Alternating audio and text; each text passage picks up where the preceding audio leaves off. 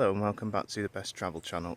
Today I'm in Bethesda, where I grew up for about 20 years of my life. Spent my childhood here. The weather is very warm today, so I'm taking shade in some woodland, which I'll be showing you just now. And the thing about Bethesda is there's a lot of really beautiful scenery, which I'm really looking forward to showing you.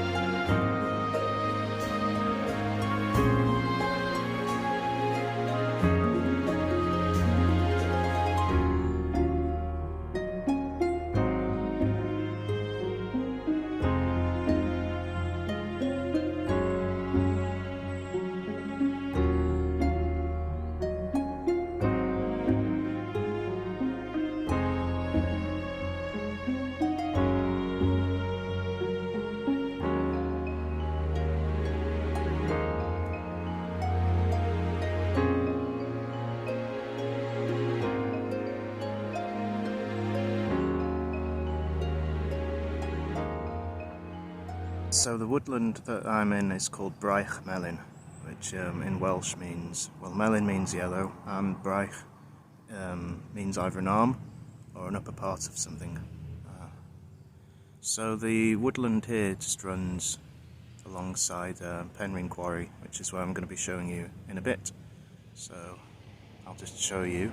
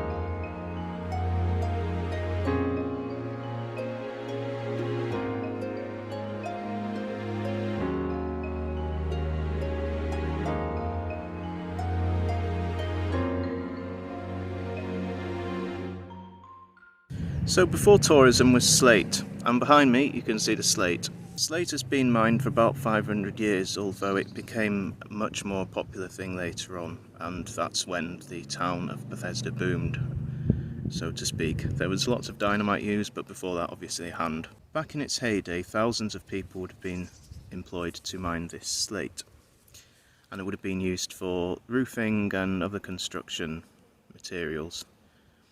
It was the largest slate quarry in the world, but it has since been dwarfed quite considerably by places in China and the US.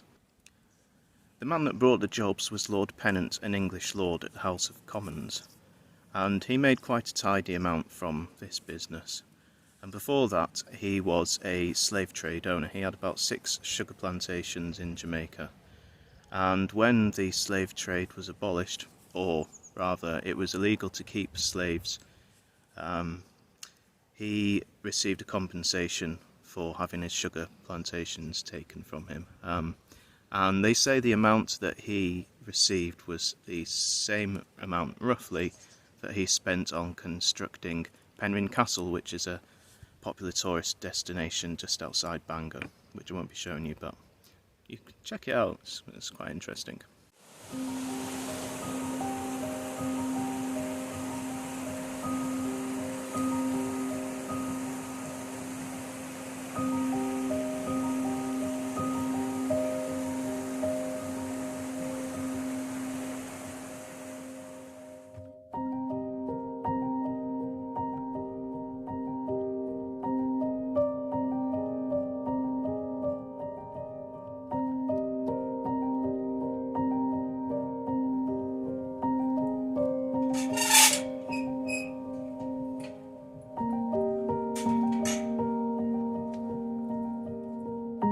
It's rather strange listening to the screams of people hurtling across Europe's longest zip wire, which is one of the tourist attractions now in Bethesda, because just next to me is the remains of the Slate Quarry Hospital, and of course screams would be coming from that place for a completely different reason, because over 250 people died in a 50-year period whilst working at this slate quarry. Things such as being crushed by wagons, explosions, falling down shafts of the crushes, things like that. And the age range of the people who died here varied from childhood through to older people, but the average age of people who died was around 47. So silicosis was also an issue. This is a silent disease which was caused by inhaling crystalline silica, which comes from all matter of rocks and things like that. And it still exists, and to this day it is still an untreatable disease. Once you've got it, there's no going back. However, nowadays you can slow the progress through treatment. And it was a respiratory illness, of course, causing things like shortness of breath, coughing, sputum, things like that. So in its day, the hospital was actually quite large. There were surgery rooms, recovery rooms, and a mortuary, which was very common of slate quarry hospitals in the area. And apparently one of the first, or the first in the area, upper leg amputations under anaesthesia took place in this hospital. And of course that was something that would be needed in the future.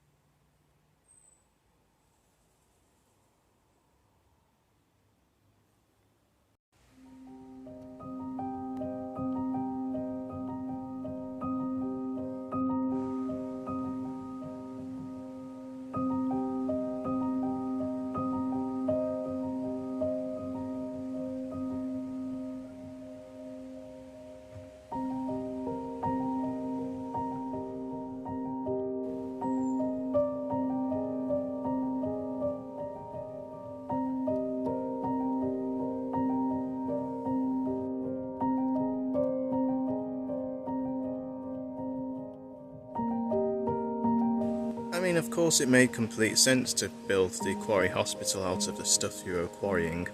It's just a bit of a sad irony, really, that the place where you worked and spent most of your life and were injured may have ended up being the place where you died as well, within these slate walls.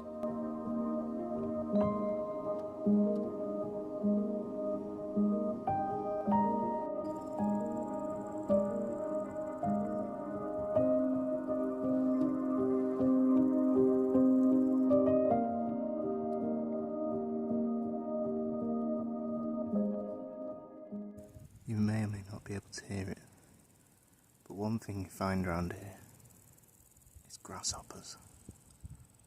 And it sounds like little people on bicycles.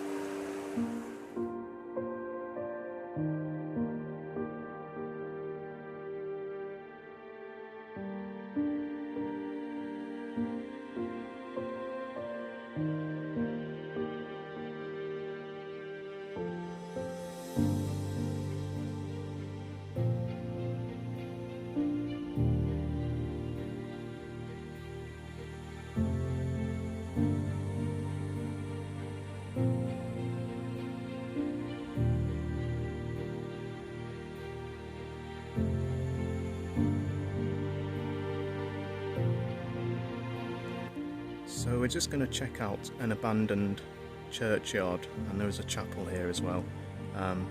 So what it was before the quarry became as vast as it was, there was a church called St Anne's. It didn't have a churchyard,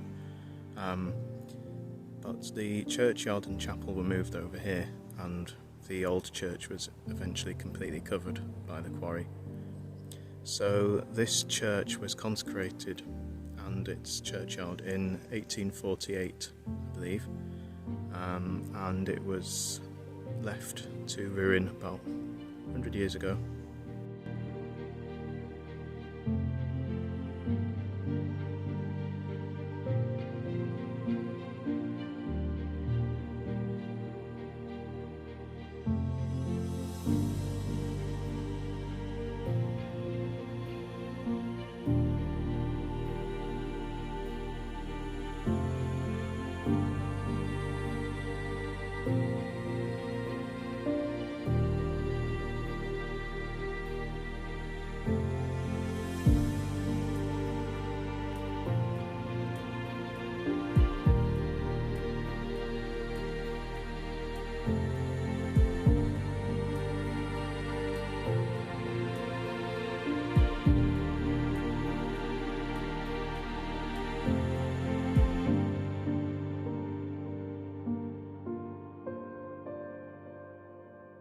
Well, that was Tanisgrave Cemetery, and that was Bethesda for today.